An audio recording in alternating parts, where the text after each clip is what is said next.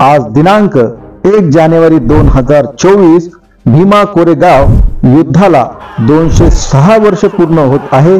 त्या निमित्ताने भीमा कोरेगाव युद्धाबद्दल व 1 जानेवारी 2018 नंतर घडलेल्या हिंसाचाराविषयी रिपोर्ट। भीमा कोरेगावचे युद्ध हे कोरेगाव येथील भीमा नदीच्या तीरावर झाले, म्हणून या युद्धाला भीमा कोरेगावचे युद्ध म्हणून ओळखले जाते। हे युद्ध 1 जानेवारी 1818 ला दुसरा बाजीराव पेशवा व ब्रिटिश ईस्ट इंडिया कंपनीमध्ये झाले। या युद्धाचे नेतृत्व दुसरा बाजीराव पेशवा, बापू गोखले, त्र्यंबक डेंगळे, अप्पा देसाई हे करत होते। त्यांच्या सोबत 28,000 सैनिक होते, त्यात 20,000 घोडदळ, 8,000 पायदळ, 2 तोफखाना प्रमुख हे होते। तर ब्रिटिश ईस्ट इंडिया कंपनीकडून कॅप्टन फ्रान्सिस टेटना नेतृत्व करत होता। त्याच्यासोबत 834 सैनिक होते, त्यात 500 पायदळ, 300 घोडदळ, 28 तोफा उडवणारे गोलंदाज होते। ब्रिटिश ईस्ट इंडिया कंपनीच्या सैन्यात बॉम्बे नेटिव्ह लाईट इन्फंट्री तुकडीचे महार जातीचे सैनिक होते। भीमा कोरेगाव युद्धाचे कारण म्हणजे ईस्ट इंडिया कंपनीच्या ताब्यात असलेल्या पुणे यावर हल्ला करण्याच्या तयारीत असताना अनपेक्षितपणे ब्रिटिश सैन्य त्यांना आडवे आले। ब्रिटिश सैन्य आणि दुसरा बाजीराव पेशवा यांच्यात कोरेगाव येथील भीमा नदीच्या तीरावर युद्ध झाले। हे युद्ध 12 तास चालले। यात पेशवाचे 500-600 सैनिक मारले गेले, तर ईस्ट इंडिया कंपनीच्या 834 सैनिकांपैकी 275 सैनिकांनी आपला जीव गमावला, तर बॉम्बे नेटिव्ह इन्फंट्री तुकडीचे 50 सैनिकांनी जीव गमावला, तर 105 सैनिक जखमी झाल्याचे विविध इतिहासकारांचे म्हणणे आहे। भीमा कोरेगाव युद्धात दुसरा बाजीराव पेशवा याला हार मानावी लागली। ही लढाई म्हणजे पेशव्यांची शेवटची मोठी लढाई ठरली। त्यानंतर ब्रिटिशांनी आपली सत्ता सर्वीकडे स्थापित केली। भीमा कोरेगावच्या युद्धानंतर ब्रिटिशांनी ज्या सैनिकांनी जीव गमावला त्यांच्या स्मरणार्थ भीमा नदीच्या तटावर 1822 ला 75 फूट उंचीचा विजयस्तंभ उभारून त्यावर कंपनीच्या 49 सैनिकांची नावे कोरली। यामध्ये 20 शहीद व 3 जखमी महार सैनिकांची नावे कोरली आहेत। त्यासोबत त्यावर one of the triumphs of the British army of the earth म्हणजे पृथ्वीवरील ब्रिटिश सैन्याच्या विजयापैकी एक असल्याचा ब्रिटिशांना वाटलं, म्हणून त्यांनी असं लिहायचं जाणकारांचं मत आहे। भीमा कोरेगाव युद्धाविषयी 1818 मध्ये ब्रिटिश संसदमध्ये गौरव उद्गार काढले व प्रशंसा करण्यात आली। महार जातीच्या सैनिकांनी ब्रिटिश कंपनीकडून 1826 मध्ये काठेवाड, 1846 मध्ये मुलतानचे युद्ध लढले। महार समुदायाने 1857च्या पहिल्या स्वातंत्र्य संग्रामात बंड पुकारल्याच्या कारणावरून ब्रिटिशांनी महार सैनिकांना मार्शल रेसमधून बाहेर केले। त्यानंतर 1880 मध्ये अफगाण युद्ध महार सैनिकांनी लढले व उल्लेखनीय कामगिरी केली। पुढे 1892 मध्ये ब्रिटिशांनी महार समुदायाला मार्शल रेसच्या सूचीमधून बाहेर केले।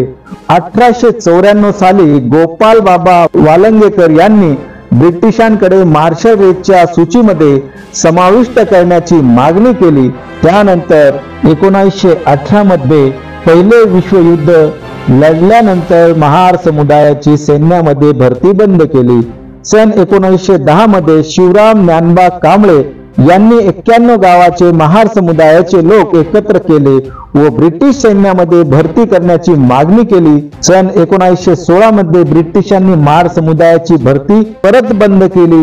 सन 1917 मध्ये परत बॉम्बे नेटिव्ह इन्फंट्रीच्या 2 तुकड्या महार समुदायाच्या ब्रिटिशांनी तयार केल्या। जेव्हा गरज पडली तेव्हा युद्धासाठी सहभागी करून घेतले।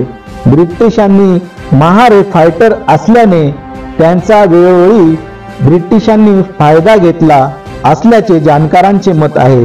भीमा कोरेगाव स्तंभाला डॉक्टर बाबासाहेब आंबेडकरांनी वयाच्या 9व्या वर्षी भेट दिल्याचे सांगण्यात येते, कारण बाबासाहेबांचे वडील देखील ब्रिटिश सैन्यात सुभेदार होते, तर बाबासाहेबांचे आजोबा देखील ब्रिटिश सैन्यात होते. त्यामुळे बाबासाहेबांना भीमा कोरेगावबद्दल जिव्हाळा होता. म्हणून डॉक्टर बाबासाहेब आंबेडकर यांनी भीमा कोरेगाव विजयस्तंभाला 1 जानेवारी 1927 रोजी महार समुदायाच्या सैनिकांना सोबत घेऊन जे भीमा कोरेगाव मध्ये शहीद झाले त्या सैनिकांना अभिवादन करण्यासाठी, मानवंदना देण्यासाठी बाबासाहेब आंबेडकर त्या ठिकाणी गेले. 1 जानेवारी तेव्हापासून संपूर्ण आंबेडकर अनुयायी या दिवशी विजयस्तंभाला अभिवादन करण्यासाठी या ठिकाणी येत असतात. भीमा कोरेगाव युद्धाला 200 वर्ष 1 जानेवारी 2018 ला पूर्ण होत असताना दिनांक 31 डिसेंबर 2017 रोजी पुण्यातील शनिवार वाडा येथे एल्गार परिषदेचे आयोजन करण्यात आले होते. त्यानंतर 1 जानेवारी 2018 रोजी आंबेडकर अनुयायी अभिवादन करत असताना दंगल सुरू झाली. या दंगलीस हिंसाचार सुरू झाला. या हिंसाचारात जबाबदार हिंदुत्ववादी कार्यकर्ते मनोहर भिडे, मिलिंद एकबोटे यांचे नाव असल्याचे पुणे पोलिसांचे म्हणणे होते. त्याचप्रमाणे काही विचारवंतांची नावे देखील आली. जून आणि ऑगस्ट 2018 मध्ये ॲडव्होकेट सुरेंद्र गडलिंग, शोभा सेन, सुधीर ढवळे, रोना विल्सन, महेश राव, सामाजिक कार्यकर्त्या सुधा भारद्वाज, कवी वरवरा राव, अरुण फरेरा, वर्णन गोन्साल्विस, पत्रकार गौतम नवलखा यांना अटक करण्यात आली. पुढे लेखक प्राध्यापक आनंद तेलतुंबडे, फादर स्टॅन स्वामी, हल्ला बाबू, ज्योती जगताप, सागर गोरखे, रमेश गायचोर यांना अटक करण्यात आली. यामधील प्राध्यापक अनिल तेलतुंबडे 18 नोव्हेंबर 2020 ला मुंबई उच्च न्यायालयाने जामीन मंजूर केला. 73 वर्षीय गौतम नवलखा यांना प्रकृती अस्वस्थामुळे नजरकैदेत ठेवण्यात आले.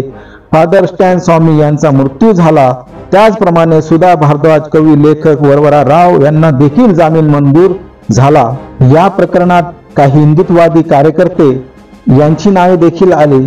त्यात प्रामुख्याने मनोहर भिडे, मिलिंद एकबोटे यांना 1 जानेवारी 2018 रोजी झालेल्या हिंसाचाराचे सूत्रधार असल्याचा आरोप पुणे ग्रामीण पोलिसांनी केला. मात्र 4 एप्रिल 2018 रोजी मिलिंद एकबोटे यांची जामिनावर सुटका झाली, तर दुसरा आरोपी मनोहर भिडे याला कधीही अटक झाली नाही. भिडे यांच्या विरुद्ध कोणतेही पुरावे मिळत नसल्याचे सांगत पोलिसांनी आरोपपत्रात भिडे यांचे नाव दाखल केले नाही. 1 जानेवारी 2018 रोजी भीमा कोरेगाव येथे जो हिंसाचार भडकला त्याचे कारणे शोधण्यासाठी महाराष्ट्र सरकारने द्विपक्षीय न्यायालयीन आयोगाची स्थापना केली. या चौकशी आयोगाचे अध्यक्ष न्यायमूर्ती JM पटेल आहेत. या आयोगाने अनेक संघटनांची साक्ष नोंदवली. त्याचप्रमाणे राष्ट्रवादीचे अध्यक्ष शरद पवार यांची साक्ष देखील नोंदवली. पवार यांनी हिंदुत्ववादी संघटनांच्या कार्यकर्त्यांकडे बोट दाखविला. यात पोलीस अधिकारी विश्वास नागरे पाटील यांनी देखील साक्ष नोंदवली. या आयोगासमोर वंचित बहुजन आघाडीचे अध्यक्ष ॲडव्होकेट प्रकाश आंबेडकर यांची देखील साक्ष नोंदवण्यात आली. मात्र त्यांनी तत्कालीन मुख्यमंत्री देवेंद्र फडणवीस, राज्याचे मुख्य सचिव सुमित मलिक व माजी पोलीस अधीक्षक सुवेझाग यांची साक्ष तपासण्याची मागणीचे पत्र आयोगाला दिले होते. या आयोगाला फेब्रुवारी 2024 पर्यंत मुदतवाढ देण्यात आली आहे. दिनांक 1 जानेवारी 2018 रोजी भीमा कोरेगाव येथे झालेल्या हिंसाचारानंतर या ठिकाणी विदेशातील नागरिक देखील भेट देण्यासाठी सुरुवात झाली. आज 1 जानेवारी 2024 रोजी भीमा कोरेगाव विजयस्तंभाला 206 वर्ष पूर्ण होत असताना महाराष्ट्र शासनाने या ठिकाणी मोठ्या प्रमाणात पोलीस बंदोबस्त ठेवला आहे.